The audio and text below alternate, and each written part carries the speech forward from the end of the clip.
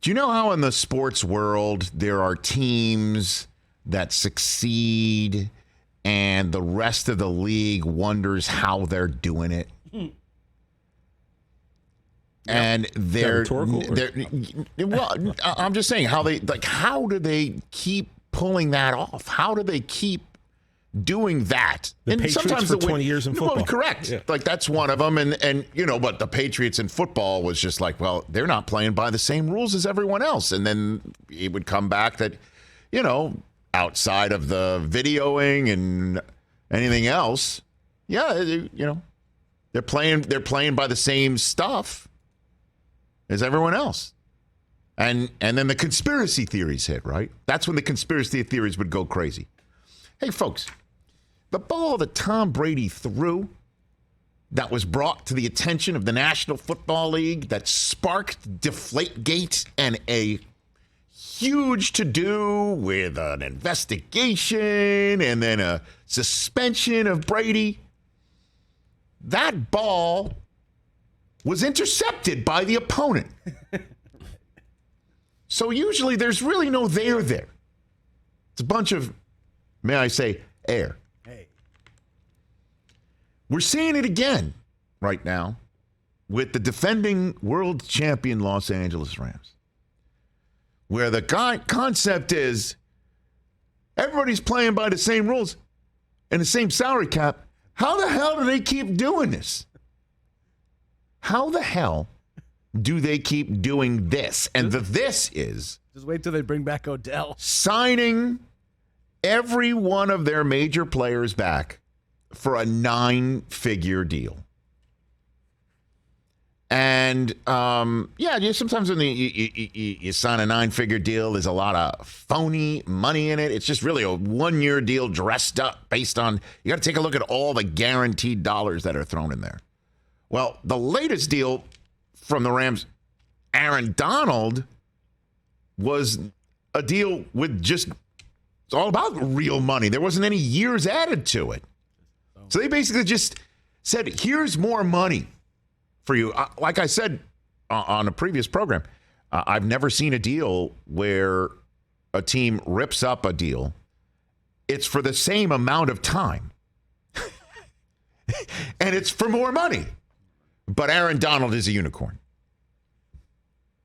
And everybody's like, how the hell are they doing that when Jalen Ramsey's making that? And they making that much. And they redo Matthew Stafford's deal. And they go out and sign Allen Robinson. And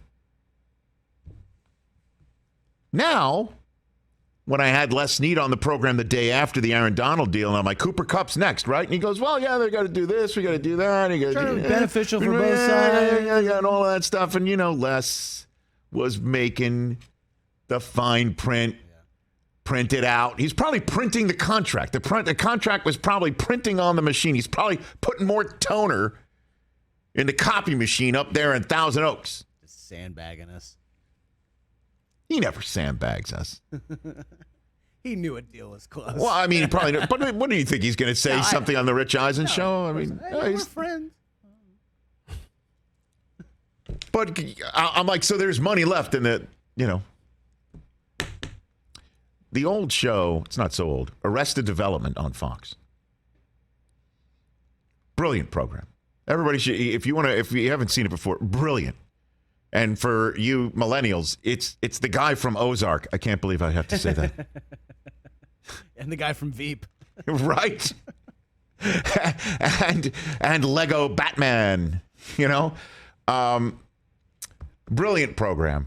Brilliant show where there was the phrase that the father would always tell the children, there's always money in the banana stand. And they thought it was a euphemism. It was a turn of the phrase. But sure enough, spoiler alert, there was a banana stand for the family, and they actually had money in the walls.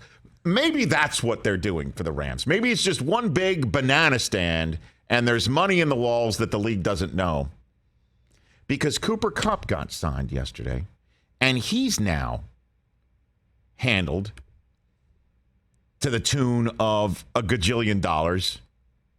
And he's now making market value, top of the market value. And this sort of stuff, I'm telling you, plays into the minds of every fan base. Every fan base is now looking like, how the hell are they? Like, is the NFL paying attention to what's going on with the Rams? As if they're just sneaking it past the goalie. Yeah, the league's too busy with the Washington Commanders going up in flames to figure out what's going on with the Rams salary cap. No.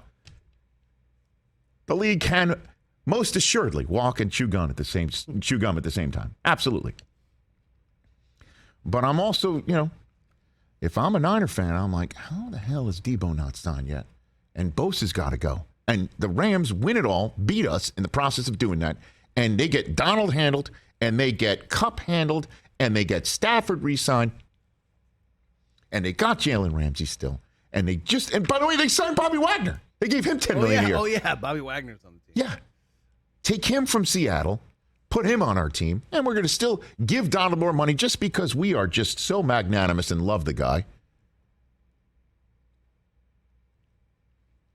And the Niners are like going to have to do Bosa, and Deebo's there, and they're working on their relationship.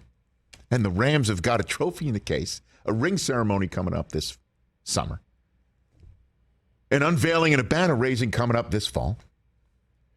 And Kupp's handled, and Donald's handled, and the quarterback's handled, and the cornerback has already been handled, and the defense is made stronger by taking the surefire Hall of Famer from one of their opponents, who now have a battle between Drew Lock and Geno Smith for the quarterback spot because they traded away Russell Wilson, and Kyler Murray is still making sure that he gets his money. Otherwise, this piece of paper that I had on my desk will start to be put into effect of wanting to get out of there. And the Rams are like sitting back and saying, F all that cap. Unbelievable. Les Snead already general manager of the year. And the whole team is as happy as a clam. And why not? Because the front office has done everything to just tell Sean McVay biting his wedding cake and then getting married and being a happy camper. Handle it. Guess what? You coach. You coach. We got everything. We got everything handled, and the rest of the locker room is just walking around like, yes, we're part of an organization that does us right. Gets it. And we still haven't gotten our rings yet, and the banner's going up. And we know we can win games right now, and we also know Odell could be there too, because there's always money in the banana stand. And they'll figure it out. And why the hell wouldn't Odell want to join this team? With all due respect to Green Bay and Kansas City and whoever else is playing in the AFC West or anybody else who has a shot to win it. Why would Odell look anywhere else if he wants to be here in Los Angeles as a resident? The colors of the sky are Rams colors, folks. Well, Rich, it's whose house? Rams house. But the Chargers fans will also say it's more powder blue of a sky anyway. But my point is this. It's the Rams world. We're paying rent in it, folks. They got to play games. You got to play games. The Buffalo Bills are the first to come in and try and crash this party, kind of like apparently Odell did for the wedding. Although Les said, Odell is most likely invited. I don't know why it was termed as a wedding crasher like he's Owen Wilson. But there you go, man. I think it plays in the minds of other, definitely fans who are like, how the hell are they doing this? Is this basically, how the hell are they doing is this the new Brady has messed with all the quarterbacks? Now the Rams are getting in all these other teams' heads? I can't imagine that the Niners don't have a plan already to just pull the trigger on Bosa whenever that's supposedly ready to do.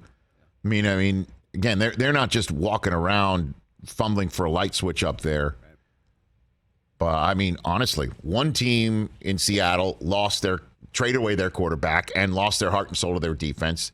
Another team in Arizona, we're wondering what's going on there. Their best receiver suspended for the first 6 games. I had talked about the Niners with Deebo working on the relationship, and the Rams are like, go to the banana stand and get more money.